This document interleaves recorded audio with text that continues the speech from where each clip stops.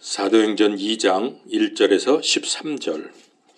오순절 날이 충만히 임하였을 때에 그들이 다 한 마음이 되어 한 곳에 있더라. 갑자기 하늘로부터 급하고 강한 바람 소리 같은 소리가 나고 그들이 앉아있던 온 집안에 그것이 가득하며 또 불에 혀같이 갈라진 것들이 그들에게 나타나 그들 각 사람 위에 앉더라. 그들이 다 성령님으로 충만하여 성령님께서 그들에게 말하게 하시는 대로 다른 언어들로 말하기 시작하더라. 독실한 자들 곧 유대인들이 하늘 아래 모든 민족으로부터 나와 예루살렘에 거하고 있었는데 이제 이 일이 널리 퍼짐에 그 무리가 함께 와서 그들이 자기 자신의 말로 말하는 것을 각 사람이 들음으로 당황해하더라. 그들이 모두 놀라고 이상히 여기며 서로 이르되 보라, 말하는 이 사람들은 다 갈릴리 사람들이 아니냐. 그런데 어떻게 우리 각 사람이 우리가 태어난 곳에 우리 언어로 듣느냐. 우리는 바데 사람과 메데 사람과 엘람 사람이며 또 메소포타미아와 유대와 갑바도기아와 본도와 아시아와 부르기아와 밤빌리아와 이집트와 구레네 부근의 리비아의 여러 지방에 거하는 사람이고 또 로마에서 온 나그네 곧 유대인과 유대교 개종자와 크레테 사람과 아라비아 사람이라. 그들이 우리 언어들로 하나님의 놀라운 일들을 말함을 우리가 듣는도다 하고 그들이 모두 놀라 의심하며 서로 이르되 이것이 무엇을 뜻하는가 하더라. 다른 이들은 조롱하여 이르되 이 사람들이 새 포도즙으로 충만하다 하더라. 아멘. 방언이 요즘에 유행처럼 되어 있고 또 대세인 듯 합니다. 또 많은 사람이 하고 싶어 하고 또 하고 있습니다. 방언에 대한 말씀을 제가 준비하고 나누어 보려고 교계 상황 찾아보고 만나는 목사님들에게 물어보고 알아보니까 지금 방언에 큰 물결이 밀려들고 있다는 느낌을 받게 되었습니다. 제가 들은 이야기입니다. 늘 열심인 교인인데 교회 모든 예배, 행사, 봉사하는 일에 거의 빠지지 않고 참여하는 그런 교인입니다.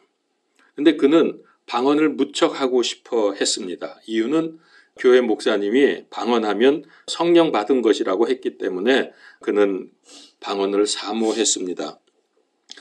애쓰다가 어느 날 방언이 터졌습니다.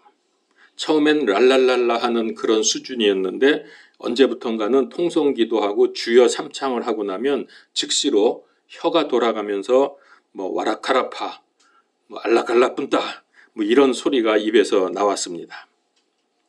자, 이제부터는 한두 시간 기도하는 것은 문제가 아닙니다.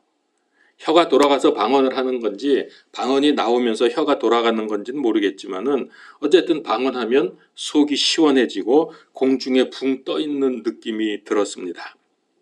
그리고 자기가 무슨 말 하는지도 모르지만은 목사님이 그게 천국 방언이라고 해서 날마다 방언으로 기도를 하고 있다고 했습니다. 그러다 걱정이 생겼습니다. 기독교계 내에서 방언은 거의 가짜라는 말을 들었기 때문입니다.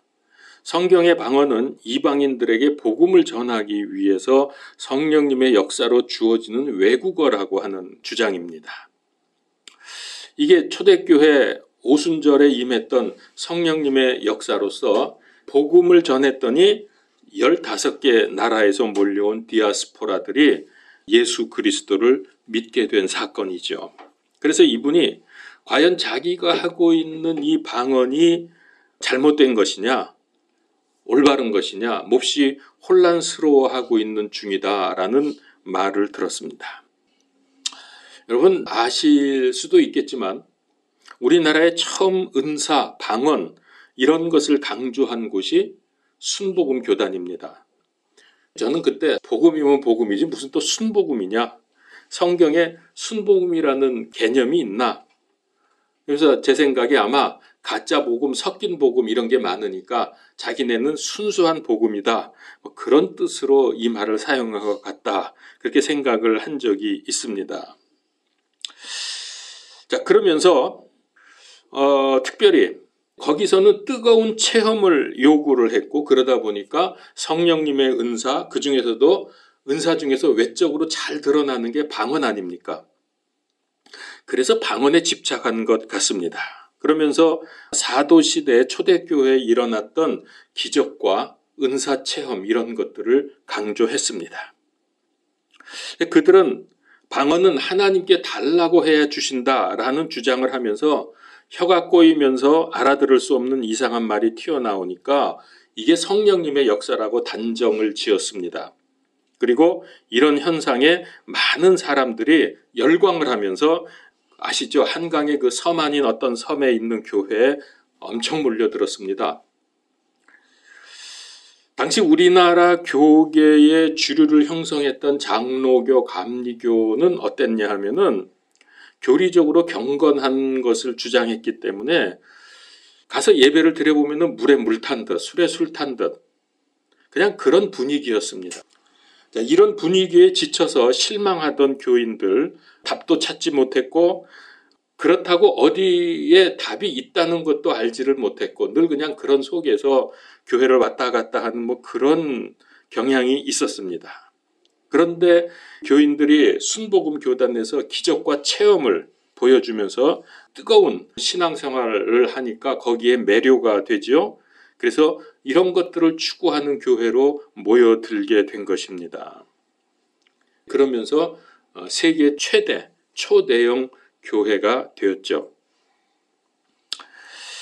근데 뿐 아니라 요즘에도 제가 좀 얘기를 들어보니까 이 방언을 강조하면서 아주 대형 교회로 커지는 교회들이 몇몇이 지금 우리나라에 있다고 하는 얘기를 들었습니다. 그래서 목사가 방언을 강조하면서 많이 교회가 커졌다. 근데 이런 예는 참 많습니다. 그런데 여러분, 우리는 모든 판단은 완전하신 하나님의 말씀에 근거해야 합니다. 만약에 자기 생각, 자기 경험으로 근거해서 판단하고 결정을 하면, 이건 맞다 틀리다 이렇게 결정을 하게 되면 큰 문제가 될 수 있습니다. 그리고 더 그게 진전되면 그 이단되는 거예요. 그게 성경에 근거하고 있지 않기 때문에. 물론 그 경험이나 생각이 성경과 맞아떨어지면 문제는 없죠. 한때 자기 이름을 다윗이라고 했던 목사님이 계셨는데, 그 목사님의 설교를 제가 그대로 인용을 해왔습니다. 좀 깁니다. 그러나 제가 그대로 인용을 하려고 합니다. 본문 말씀이 이사야서 28장 11절에서 12절이었습니다. 개역 성경으로 읽어보죠. 그러므로 생소한 입술과 다른 방언으로 이 백성에게 말씀하시리라. 전에 그들에게 이르시기를 이것이 너희 안식이요 이것이 너희 상쾌함이니 너희는 곤비한 자에게 안식을 주라 하셨으나 그들이 듣지 아니하였으므로. 여기 2절입니다. 여기 보면은 생소한 입술과 다른 방언이라는 말씀이 나옵니다. 뭐라고 이제 이분이 설교를 했냐면은, 여러분, 어떤 사람은 방언을 따따따따 하는 사람이 있습니다. 저게 무슨 소리냐? 저게 무슨 방언이냐 하겠지만 그게 성경에서 말하는 생소한 입술입니다. 성령님께서 오시면 방언할 때 우리가 듣기에는 입술 떠는 아이들 소리 같지만 그것도 하나님께서 우리에게 말씀하시는 한 가지 방법인 것입니다. 그래서 생소한 입술과 다른 방언으로 이 백성에게 말씀하시리라. 전에 그들에게 이르기를 이것이 너희의 안식이요 이것이 너희의 상쾌함이라고 말한 것입니다. 방언은 우리에게 안식을 주고 우리에게 상쾌함을 준다고 말하고 있는 것입니다. 오늘날 많은 사람들은 마음에 상쾌함이 없고 여유와 기쁨을 잃은 채 살아갑니다. 스트레스를 받아서 마음에 병이 들어차고 염려, 근심, 불안, 초조, 절망이 가득 들어찹니다. 아무리 해도 마음에 다가오는 불안과 공포와 염려가 사라지지 않습니다. 오늘날 같이 경제적으로 어렵고 내일을 바라볼 수 없는 불안에 쌓였을 때 모든 사람들은 스트레스에 처해 있고 즐거움이 없습니다. 슬픔이 꽉 들어차고 조금만 잘못하면 서로 분쟁하고 논쟁하게 되는 것입니다. 여러분, 어떻게 하면 우리는 이 마음속 깊이 있는 스트레스, 염려, 근심, 불안, 초조, 절망에서 해방되어 마음의 상쾌함을 가지고 평안함을 얻을 수 있겠습니까? 여기까지 제가 인용을 했습니다. 이건 너무 길기 때문에 이제 거기까지 했는데, 그러면서 이제 뒤에 가면 뭐라 그랬냐면 결국은 방언으로 기도하면 해방과 상쾌함과 평안을 얻을 수 있다고 그렇게 주장을 했습니다. 저는 오늘 이분의 설교를 좀 비판을 하려고 합니다. 왜 남의 설교 가지고 왈가왈부하느냐 하겠지만은, 이분이 우리나라의 기적과 방언을 처음 시연했을 뿐만 아니라 많은 교회, 수많은 교인들이 그의 말을 거의 하나님 말씀 수준으로 그렇게 듣고 따르기 때문에 어쩔 수 없이 제가 좀 이 분의 그 설교를, 특별히 방언에 대한 설교를 제가 가져온 건데 말을 안 할 수가 없습니다. 좀 간단하게 해보죠. 이사야서 28편 11절에 생소한 입술과 다른 방언. 그러니까 이게 뭐냐면은 방언하는 사람들이 뭐 따따따따따 뭐 샤라샤라 뭐 하는 이 말, 이거는 잘못된 게 아니고 생소한 말로서 올바른 방언이라고 주장을 한 거죠. 그런데 여러분, 이 말씀은 사실 전혀 다른 얘기입니다. 하나님께서 이사야 선지자를 통해서 선포한 말씀을 이스라엘 백성들이 듣지를 않았어요. 아무리 돌아오라, 우상 숭배에서 돌아오라고 했지만은 돌아오지를 않기 때문에 알지 못하는 이 생소한 말투, 그러니까 여기 개역 성경에는 생소한이라고 번역이 되어 있는데 개역 개정에 보면은 더듬는 말이라고 되어 있습니다. 우리 킹제임스에도 더듬는 말로 번역이 되어 있습니다. 그래서 더듬는 말투와 다른 나라 방언으로 이 백성에게 말씀하시겠다고, 이거는 하나님이 말씀하시겠다는 뜻이에요. 이 생소한 입술, 그러니까 더듬거리는 입술은 이게 무슨 얘기냐면은 이방인들이 쓰는 외국어를 말하는 겁니다. 그러니까 유대인들이 들을 때는 그건 생소하고 더듬거리고 외국 다른 나라 방언이죠. 유대인들이 하나님의 말씀을 무시하고 거절하니까 하나님께서는 그들을 심판으로 이방의 포로로 잡혀가게 하실 거라는 그 말씀을 지금 이렇게 하신 거예요. 하나님의 말씀을 안 들으니까 이방 나라에 끌려가서 이방인들의 언어로, 외국어로 너희들 하면은 내 말 알아듣겠냐? 여러분, 이거 무슨 표현이냐면 하나님께서 좀 빈정되는 표현입니다. 이게 성경에 보면은 이런 식으로 표현한 데가 좀 있어요. 무슨 하나님이 빈정되면서 말씀하시냐겠지만 있어요. 성경에 보면 그런 게.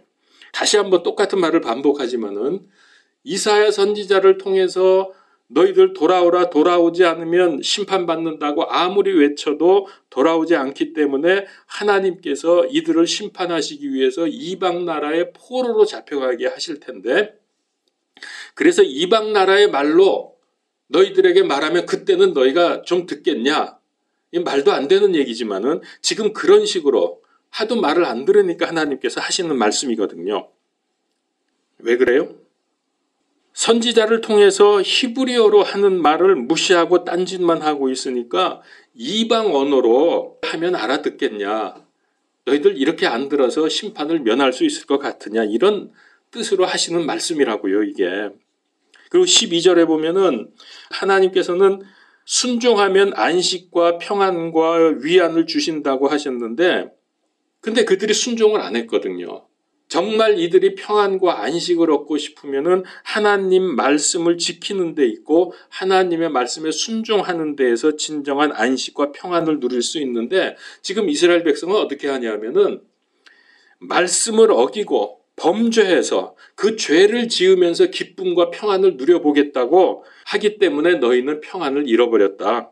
그리고 수고하고 곤고한 삶을 사는 것이다. 라고 이렇게 말씀을 하시는 거예요. 근데 이걸 전부 뒤집었어요, 지금.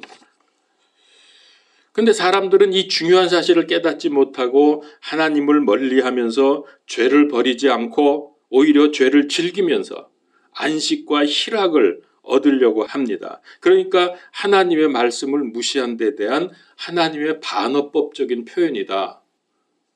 반어법이란 거 아시죠? 반대로 말하는 거. 이걸 정반대, 그러니까 이 말씀을 그분은 정반대로 뒤집어서 설교를 한 거예요. 정말 이러면 곤란합니다.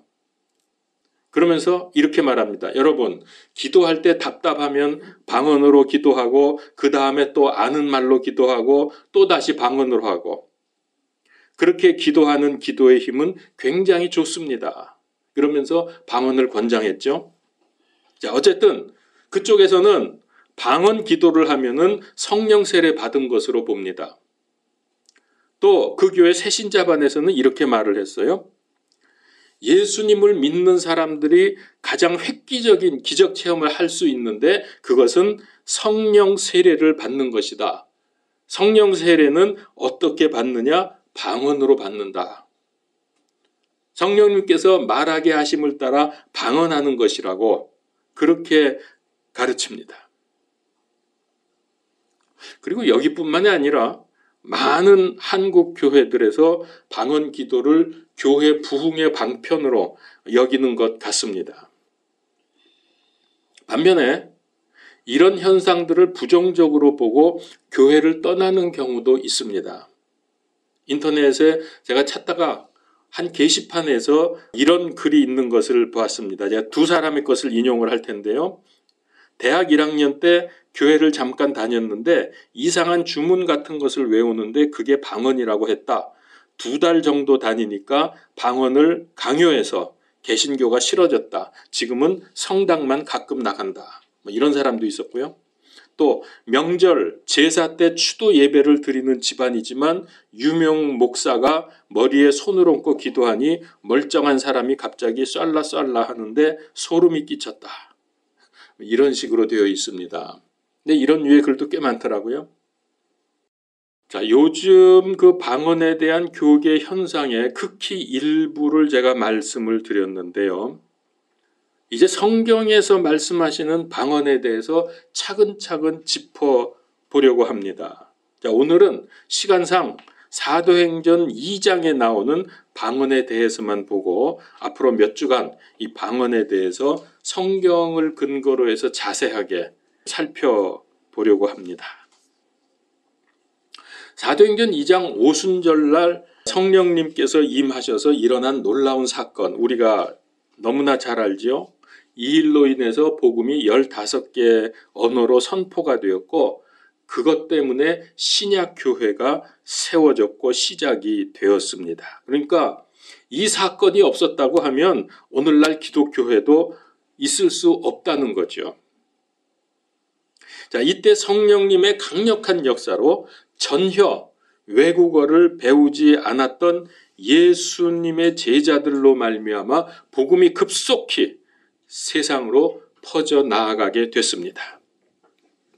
자, 그러면 왜 하필 오순절 날에 이런 일이 일어났을까? 그건 오늘 본문의 4절, 5절, 8절에 보면 알 수가 있는데요. 외국의 유대인들 디아스포라들이 율법에 따라서 명절이 되니까 지키기 위해서 예루살렘에 모여들었습니다. 그런데 이들에게 이제 예수 그리스도 십자가 복음이 전해지면 그야말로 단번에 많은 나라 천하각국으로 복음이 퍼져나가는 효과를 볼 수가 있기 때문에 이렇게 외국에서 모여든 사람들이 있을 때에 이런 역사가 일어났다는 거죠. 여러분 아시죠? 제가 지난 여름에 이런 생각 때문에 간 거예요. 영어하고 스페니쉬 전도지 들고 새만금하고 서울 월드컵 경기장에 세계 스카우트 잼보리 대회에 제가 간 이유도 마찬가지입니다. 거기도 많은 나라에서 왔기 때문에 그냥 무조건 가서 전도지 나눠주자. 말은 못해도 혹시 또 알아요? 방언이 터질지 그 나라 그냥 만나는 아이들의 그 나라 말로 막 나올지 모르지만 그런 일은 없었고 어쨌든 전도지를 나누어주고 그런 생각을 하면서 갔었습니다. 이제 또 내후년에도 아태, 그러니까 아시아 태평양 지역에 요건 이제 세계는 아니지만은 요 아시아 태평양 지역에 잼보리 대회가 또 있어서 지금 우리가 오순절과 같은 복음의 역사가 일어나기를 기대하면서 기도하고 있는 중입니다. 근데 오늘 6절에 보니까 이런 일이 일어나니까 거기 모였던 사람들이 당황했다 그랬어요. 이유는 그들이 자기 자신의 말로 말하는 것을 각 사람이 들음으로 그랬거든요. 여러분 여기 모인 사람들은 유대인들입니다. 그렇지만은 외국에 나가서 그들이 대가 거듭이 되면서 모국어를 모르거나 서툴렀죠. 그래서 그런 사람들에게 히브리어로 복음이, 그러니까 히브리어가 아니라 히브리어보다는 아람어를 많이 썼습니다. 이 시대에 이 사람들이. 아람어는 히브리하고 거의 똑같아요. 약간만 다를 뿐이죠. 그래서 뭐 그게 그건데 어쨌든 그들에게 이 아람어로 복음을 전하면 못 알아들을 거거든요. 그래서 각 나라에서 온 사람들이 자기 나라 말이어야만 듣기 때문에 성령님께서 그렇게 역사하신 거예요. 놀라운 기적이 일어난 거죠. 이렇게 복음이 선포되니까 그 사람들이 놀랄 수밖에 없죠. 제자들은 대체로 무식한 사람들이었고 그 당시에 어부들이 많았죠. 그리고 제대로 교육받지 못했고 더더군다나 외국어는 공부한 적이 없죠. 전혀 몰랐죠. 자, 이때 외국어로 구원의 복음이 선포가 되었는데 몇 개 국어로 이 제자들이 막 복음을 선포했다고요? 15개 언어가 그냥 동시에 막, 그러니까 각 나라에서 온 사람들이 자기들 그룹이 있을 거 아니에요. 뭐 메대에서 온 사람, 메소포타미아에서 온 사람들이 다 자기들끼리 말이 통하니까 그렇게 모여 있으니까 이 제자들이 나가서 여러 명이 나가서 각각 복음을 전하는데 그 나라 말로 복음이 선포가 된 겁니다. 그러니까 듣는 사람들이 얼마나 놀랐습니까? 그러니까 마지막에 13절에서 뭐라 그래요? 저들이 새술에 취했구나. 그건 무슨 얘기예요? 이 제자들이 낮술 먹고 썰라썰라 한다면서 믿지 못할 정도로 그렇게 놀랍고 기이한 사건이 일어난 겁니다. 그러면 외국어로 복음을 전한 이 당사자들, 제자들이죠. 제자들도 이런 일이 일어날 줄 기대했을까요? 알았을까요? 제 생각에는 몰랐을 겁니다. 어쨌든 나가서 복음, 성령님께서 이제 밀어내니까 나가서 복음을 전했는데 말이 막 다른 나라 말이 나오는 거죠. 그러니까 기대하지도 못했고 생각하지도 못했던 일들을 그 본인들도 한 거예요. 제자들도. 이거는 하나님께서 당신의 목적을 이루시기 위해서 주신 성령님의 방언의 역사입니다. 그래서 사도행전 2장의 방언, 이거 영어로는 other tongue, tongue은 이제 혐한 tongue이 아니고 언어도 tongue이라고 그러거든요. 그러니까 other tongue 그러면 다른 언어, 다른 말. 그게 이제 방언으로 우리는 그렇게 알고 있는데 우리 킹제임스에서는 그래서 다른 언어라고 혹은 타 언어 이렇게 번역이 되어 있죠. 그러니까 이 방언은 사도행전 2장에 있었던 방언은 알아듣는 말이었다. 이 방언으로 선포할 때 거기 듣는 사람들이 알아들었다는 것, 즉 다시 말하면 소통이 되는 언어였습니다. 이유는 하나님의 목적이 온 세상에 복음이 전파되기를 원하셨기 때문에. 이제 방언에 관한 말씀이 성경에 보면은 여기 사도행전 2장뿐만 아니라 또 사도행전에 몇 군데 더 나옵니다. 뒤에 가면은. 그리고 이제 고린도 전서에 많이 나와요. 이제 그런 것들은 다음 주부터 계속해서 말씀을 드릴 거고요. 자, 사도행전 1장 8절에 보면은 예루살렘에서 복음이 시작돼서 어디까지 가라 그랬죠? 예수님이 땅 끝까지 복음이 선포되도록. 자, 그 시발점, 어쨌든 첫 걸음은 걸어야 되잖아요. 그 시발점이 시간적으로는 오순절이고 위치적으로는 예루살렘이었다는 거예요. 거기서 시작이 되는 거예요. 복음이 퍼져나가는 거예요. 여러분, 제가 10월 달에 시리즈 비슷하게 해서 계속 사도행전 9장 말씀을 가지고 복음으로 인생에 담난 사람들, 눈에서 비늘이 떨어져서 영안이 열려야 되고 사탄의 안경을 벗은 사람들, 또 그리스도 복음 체질이 되고 싶은 사람, 복음 위에 확실히 서고 싶은 사람, 어떻게 해야 된다 그랬냐? 말씀 생활, 기도 생활을 하면서 복음을 전하는 게, 내가 실제로 체질이 그렇게 되고 정말 영적인 체질, 복음 체질이 되고 싶으면은 영적 생활을 하면서 나가서 복음을 증거하는 것, 이것이 복음 체질이 되는 지름길이다. 제가 그 말씀을 거의 한 달에 걸쳐서 계속해서 말씀을 드렸습니다. 그런데 대개 우리 교인들은 방언하고 기적이 일어나고 치유, 병 고침이 등이 일어나게 되면 열광을 합니다. 전도하는 거는 별로 관심이 없어요. 근데 이런 게 일어나면 열광을 하면서 저거 하나님의 역사라고 그렇게 합니다. 그러면서 나도 방언하고 싶다. 믿음이 확실해질 텐데 왜 나는 안 되는가 이러면서 아쉬워하면서 또 불만 겸 이렇게 좀 말을 하죠. 아닙니다, 여러분. 만일 그렇게 해서 믿음이 쑥 자라고 흔들리지 않는다고 하면 그게 사실이라면 하나님이 벌써 그렇게 하셨어요.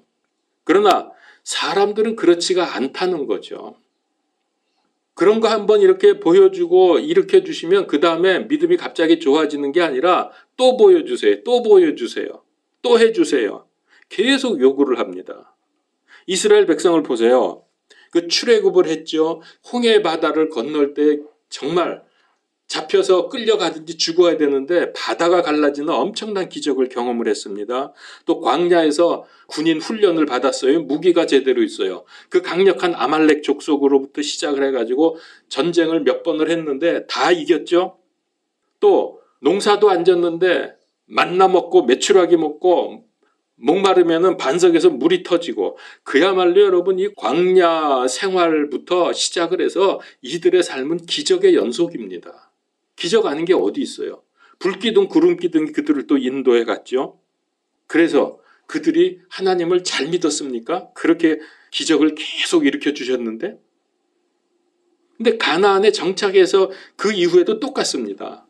계속 하나님께 반역만 해요. 기적을 보여주셔도. 신약 시대는 어땠습니까? 얼마나 기적을 예수님께서 많이 일으키셨습니까? 병 고쳐주셨죠. 얼마나 많은 병을 고쳤습니까? 죽은 사람도 살리셨죠. 광풍도 진압했죠. 물 위도 걸으셨죠. 예수님의 생애 자체가 기적입니다. 그래서 그들이 예수님을 메시아로 하나님으로 믿었습니까?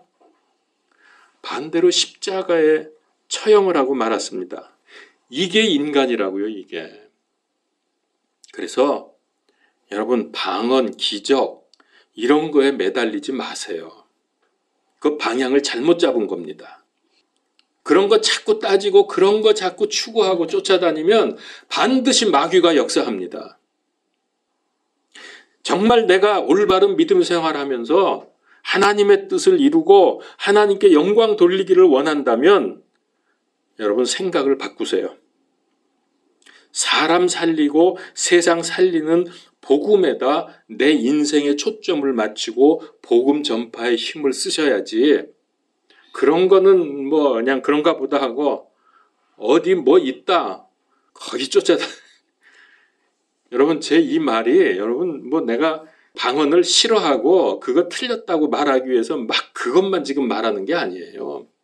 이거 사실입니다. 제가 앞으로 몇 주 동안 방언에 대해서 계속 말씀드릴 텐데 절대로 제가 한쪽만 치우쳐서 말하지 않을 거예요.